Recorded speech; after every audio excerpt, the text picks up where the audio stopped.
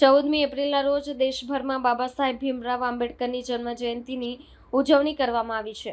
આંબેડકર જયંતિને દેશમાં સમાનતા દિવસ અને જ્ઞાન દિવસ તરીકે પણ ઉજવવામાં આવે છે. આજરોજ ડોક્ટર બાબા સાહેબ આંબેડકર સાહેબની 133મી જન્મજયંતિ નિમિત્તે અંકલેશ્વર શહેર ભાજપ દ્વારા રેલવે સ્ટેશન પર આવેલા ડોક્ટર બાબા સાહેબ આંબેડકરની પ્રતિમાને ફૂલહાર કરી પુષ્પાંજલિ કરવામાં આવી હતી. અંકલેશ્વર ધારાસભ્ય શ્રી પટેલ, પાલિકાના પ્રમુખ લલિતા, કારોબારી અધ્યક્ષ નિલેશ પટેલ, પ્રદેશ ભાજપ આગેવાન દિનેશ રોહિત, પાલિકાના સભ્યો તેમજ શહેર ભાજપ સંગઠનના હોદ્દેદારો અને કાર્યકરો ઉપસ્થિત રહ્યા હતા. અંકલેશ્વર શહેર રેલવે સ્ટેશન સ્થિત ડોક્ટર બાબા સાહેબની પ્રતિમાને વિવિધ રાજકીય પક્ષો, આગેવાનો, સામાજિક કાર્યકરો, સંગઠનો સહિત દલિત સમાજના આગેવાનો દ્વારા ફૂલહાર અર્પણ કરવામાં આવ્યા હતા. જય ભીમ તેમજ મામ સાહેબ સંસ્થા દ્વારા રેલી યોજવામાં આવી હતી. અમદાવાદના ગરવૈયા એવા ડોક્ટર બાબા સાહેબ આંબેડકરજીના આજે 134મી જન્મજયંતિ નિમિત્તે સહસબ નમન કરીએ છીએ. બાબા આંબેડકરજીનો જન્મ 1891 14મી એપ્રિલના રોજ મધ્યપ્રદેશના મહુ ખાતે થયો હતો અને 6 ડિસેમ્બર 1956ના રોજ એમનું દેહાંત થયું હતું.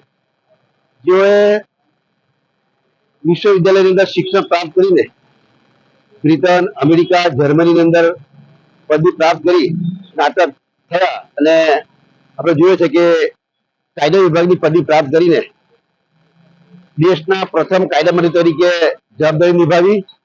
સાથે સાથે અત્યારે આપણે જે જીવીએ છીએ એ કાયદાઓનું નિર્માણ પણ ડોક્ટર બાબા સાહેબ આંબેડકરજીની દેણ છે કે જેમણે થકી આ સંવિધાનની રચના થઈ અને આજે આપણે આ બાબા સાહેબ આંબેડકરજીના જે સંવિધાન છે એમાં આપણે જીવી રહ્યા ત્યારે બાબા સાહેબ આંબેડકરના જીવનમાં અનેક સંઘર્ષો બાદ પણ સહેજ પણ વિચલિત ન થતા તેઓએ એક સમાજ સુધારક તરીકે પણ કામગીરી કરી.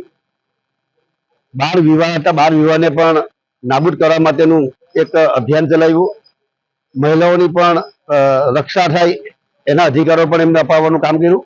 ત્યારે બાબા સાહેબની 134મી જન્મજયંતિ નિમિત્તે સહસબ નમન કરીએ છીએ. જય ભીમ.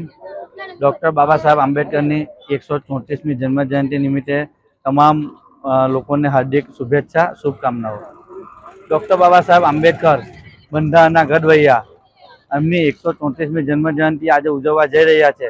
એ નિમિત્તે અંકલેશ્વર બાબા સાહેબની પ્રતિમા પાસે સૌ લોકો એકઠા થયા છે અને બાબા સાહેબને પુષ્પાંજલિનો કાર્યક્રમ રાખેલ છે.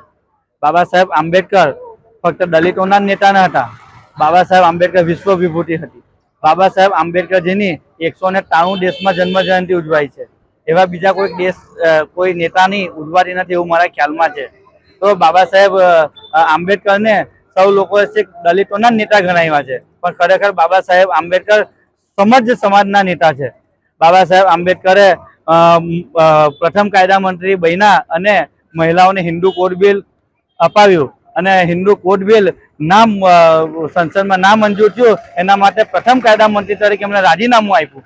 અને આજે હાલમાં આપણે જોઈએ છે કે બાબા સાહેબ કોઈ એક જાતિ જ્ઞાતિની મહિલા માટે નહીં, તો ભારત દેશની તમામ મહિલાઓ માટે 33% અનામત આપી છે. તો આ બાબા સાહેબને આપણે તમામ લોકો યાદ કરવા જોઈએ અને બાબા સાહેબને ઘરે ઘર બાબા સાહેબના ફોટાને છબી રાખવી જોઈએ.